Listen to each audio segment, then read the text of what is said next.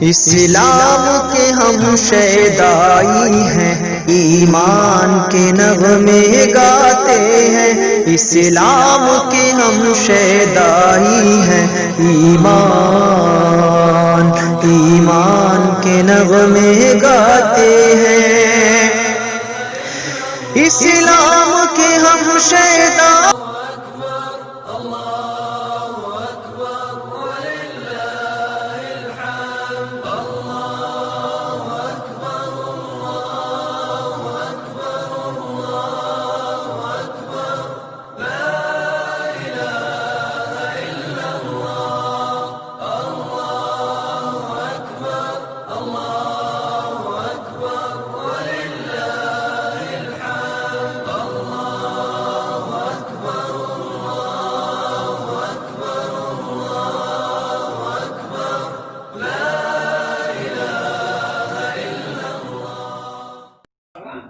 الحمد لله وحده والصلاة والسلام على من لا نبي بعد، أما بعد. أعوذ بالله من الشيطان الرجيم. بسم الله الرحمن الرحيم. عن جبير بن نفير قال كان أصحاب رسول الله صلى الله عليه وسلم إذا التقوا يوم العيد يقول بعضهم لبعض تقبل الله منا ومنك. قال الحافظ إسناده حسن. وقال الإمام أحمد رحمه الله ولا بأس أن يقول الرجل للرجل يوم العيد تقبل الله منا ومنك. نقله ابن قدامہ. محترم سامعین، وحدت امت ٹی وی پر آپ کا خیر مقدم ہے. اللہ رب العالمین نے ہمیں ذی الحجہ کے پہلے عشرے سے مستفید ہونے کی توفیق عطا فرمائی. کل انشاءاللہ الرحمن عید الاضحیٰ ہے، یوم النحر ہے. کل کے دن کے تعلق سے ایک اہم بات عید الاضحیٰ یعنی عید کی مبارکباد دینے کا مسئلہ ہے کہ عید کی مبارکباد کب سے دیا جائے اور کن الفاظ میں دیا جائے.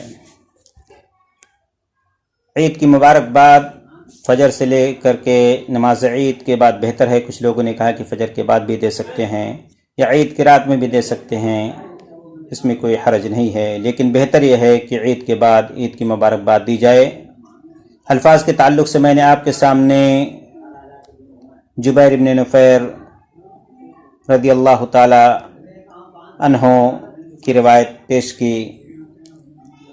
جبیر بن نفیر بیان کرتے ہیں کہ رسول اللہ صلی اللہ علیہ وسلم کے صحابہ کرام عید کے روز جب ایک دوسرے کو ملتے تو ایک دوسرے کو کہتے تقبل اللہ منا ومنک، اللہ تعالی مجھ اور آپ سے قبول فرمائے. حافظ رحمہ اللہ تعالی کہتے ہیں اس کی سند حسن ہے، فتح الباری جلدوم. امام احمد رحمہ اللہ تعالی کہتے ہیں اس میں کوئی حرج نہیں کہ ایک شخص دوسرے کو عید کے روز تقبل اللہ منا ومنکم کے الفاظ کہے.